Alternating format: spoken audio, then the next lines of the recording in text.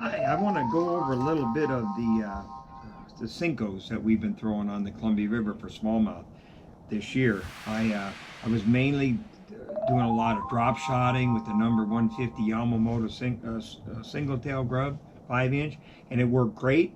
And I had a buddy back east kept asking me about, man, you need to throw more Senkos on the Columbia for them smallies. They'll eat them up. But let me real quickly what I use. It's Power Baits General, which is their Senko. They can't call it a Senko. My God, they stink. What we like to do is first, how to do all of that.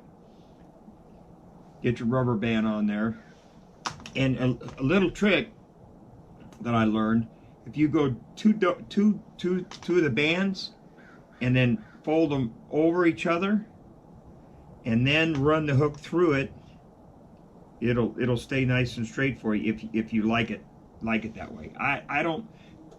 It doesn't matter one way or the other to me.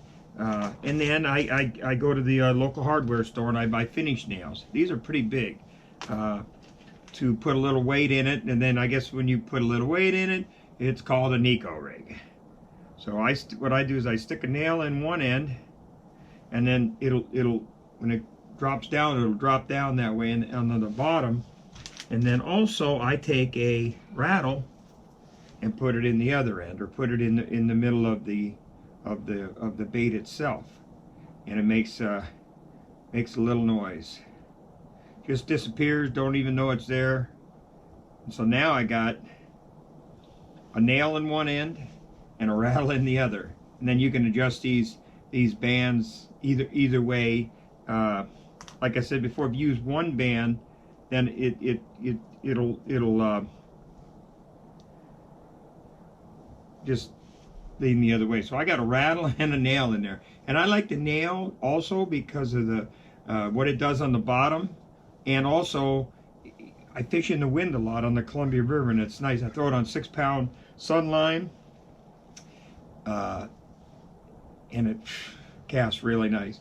And that's it in a nutshell. And of course you can get all the rubbers that you need and the tool anywhere they sell them.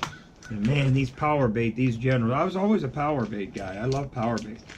Man, they stink. And these, we've sometimes, a lot of times they would just rip in this bait. I mean, just ripping it out of your hands. But when the bite started to shut down and it started to get cooler like it is now on the Columbia River, this is early November, and I'm going out Saturday, you can take the bait out, throw it out, and just soak it. Move it a little bit if you like, or just let it sit. I had a guy with me a few weeks ago that he was just throwing it out and letting it sit like he was fishing a night crawler.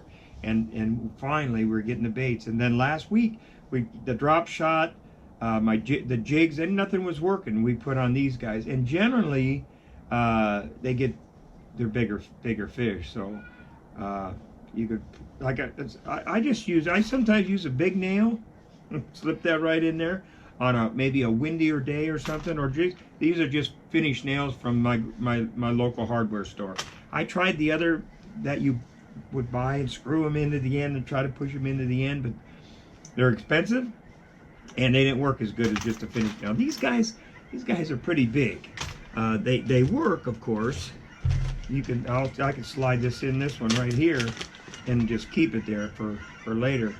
Oh, this one's already got one in it.